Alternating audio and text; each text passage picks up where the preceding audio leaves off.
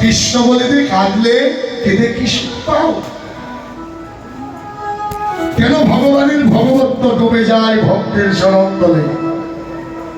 ভক্ত সামান্য নয়, বড় কঠিন। ভগবানকে কতবার হারিয়েছে, কতবার কাঙাল করেছে ভগবানকে।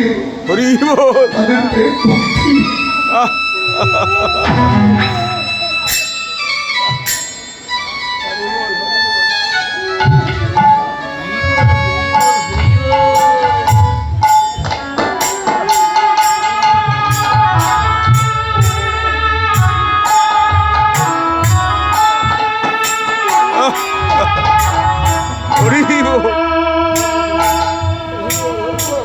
দেখেছেন মা?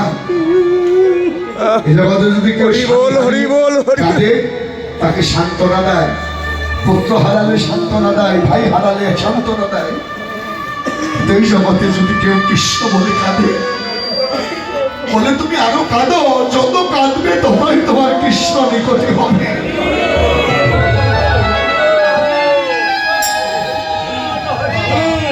তাই ভগবান বলেছিলেন, ভগবানকে রাধারানী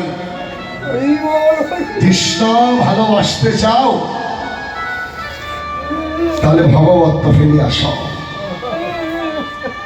দেখো, আমি যেমন কলঙ্কের বোঝা মাথায় নিয়ে বৃন্দাবনের পথে পথে কৃষ্ণ দয়া করো বলে কাঁদছি, তুমিও ভগবত্ব ফেলে সে কাঙাল হয়ে দেখো কৃষ্ণ বলে কাদাই কত সুখ। তো ভক্তের লাগে ভগবান আজ কাঙাল হয়েছে। নিয়ে এলেন কি? নিগম কল্প তরুর গলিত হল কৃষ্ণ রসামৃত। একটা মাত্র অস্ত্র, কিন্তু প্রেমের অস্ত্র, কাম নেই। যতবার এসেছে সে সাজা দিতে, যোদা যোদা হি ধর্মস্য গ্লানির ভবতি ভারতম অভ্যুত্থানম ধর্মস্য তদাত্মানং শিরামহম পরিত্রাণায়াং সাধুনাং বিনাশায় দুষ্কৃতাম ধর্ম সংস্থাপন না থায় সম্ভবামি। আমি যতবার এসেছি ততবার রাজ্য রাজা হয়ে দুষ্কৃতীদের দমন করেছি, সাধুদের পরিত্রাণ করে ধর্মকে স্থাপন করে আমি সধায় ফিরে গেছি। কিন্তু এই হিন্দু অবতারে অস্ত্র না ধরিব, প্রাণে না মানিব, চিত্ত শক্তি করিব সমাজ। দেখেছেন কত দয়াল ভাগবতের শ্রেষ্ঠ বার্তা এটা। যতবার যুগে অবতীর্ণ হয়েছে ভগবান বার্তা পাঠিয়ে দিয়েছে, তুমি ভালো কাজ করো তোমার ভালো হবে। আর এবার বার্তা দিলে তুমি বন্ধ করার পরেও যদি একবার সাধু সঙ্গ বলতে পারো তোমার সব পাপ আমি ধুয়ে বন্ধ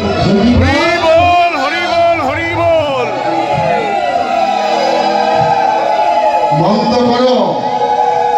গীতার শেষ নবম অধ্যায় বললেন, অপিসে তো শোধ রাজা ভজতে মামান্য ভাগ সাধুরেব সমন্তব্য সম্ভব বিবশিতা।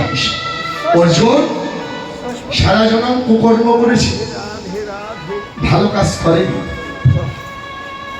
দুরাচার ব্যভিচার, কৃষ্ণ কথায় তার মতি ছিল না। সেও যদি অভিমান ফেলে আমার ভক্তের চরণ তলে যায়, আমি তাকে সব পাপ ক্ষমা করে দিয়ে সাধু সাধু বলে আমার বক্ষে জড়িয়ে আমি পুতুমার মতো রাক্ষসীকেও বৈকুণ্ঠে পাঠিয়ে দিয়েছি। তাই বললেন আমি হয়ে যাই কার? যেজন আমার হয়ে যায় আমি তার হয়ে যাই। হরি বল, হরি বল। আমি তার কেনা হয়ে যাই, কে না,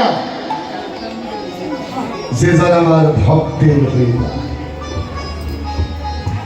তার থেকে তার ভক্তকে কত বড় বানিয়েছে, যে আমাকে ভজন করে আমাকে পেতে চায় আমি তার হই। আর যেজন আমার ভক্তকে চরণে আশ্রয় করে আমি জন্মের মতো তার কেনা হয়ে যায়। প্রমাণ আছে। এই যে পাঁচনিটা কি আমরা কীর্তনে ব্যাখ্যা করি, কীর্তনেরা এটা লরি, ভুল ব্যাখ্যা। এই ভুল ব্যাখ্যায় আমাদের শ্রবণ নষ্ট হয়। পাশরি শব্দের অর্থ হলো ঔষধ। এই কৃষ্ণ নাম হলো ঔষধ। এটা শুধু নাম নয়, চৈতন্য চৈতামৃত হলে দেখবেন এনেছি ঔষধি মায়া নাসিবার লাগি, কৃষ্ণ নাম মহামন্ত্র লহ তুমি না। হরি বল হরি বল। এই নাম নিলে শুধু তোমার ভালোই হবে না, মা, তোমার হৃদয়ের তাপ দূর হবে। তাই নিত্যানন্দের হাতে দিয়ে বলেছিলেন, নিতাই এই নাম তুমি নিয়ে যাও। বলেন, প্রভু এই নাম নিলে জীবের কি হবে? বলেন, যে কোনোদিন কৃষ্ণ কথা শ্রবণ করেনি, সাধু সঙ্গ করেনি, সেই পাপীও যদি একবার ইচ্ছায় অনিচ্ছায় এই কৃষ্ণ নাম শ্রবণ করে, তার শ্রবণ মাত্রই মঙ্গল হবে। আজও শুনিল না যে হো, শুনিতে শুনিতে সে হো অদ্ভুত চৈতন্যের উদয়।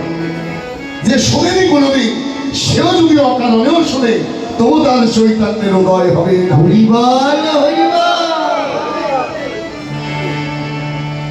আমি তার জনমের মতো কেনা হয়ে যাব। নরোত্তম দাস ঠাকুরকে বলেছিলেন, নরোত্তম, গুরু চরণ আশ্রয় করো। গুরুর কৃপা হলে আমার কৃপা তোমার চাইতে হবে না। পদ্মা নদীকে পদ্মাকে এই প্রেম ভক্তি দিয়েছিলেন। পদ্মা, এই প্রেম ভক্তি রেখে দাও।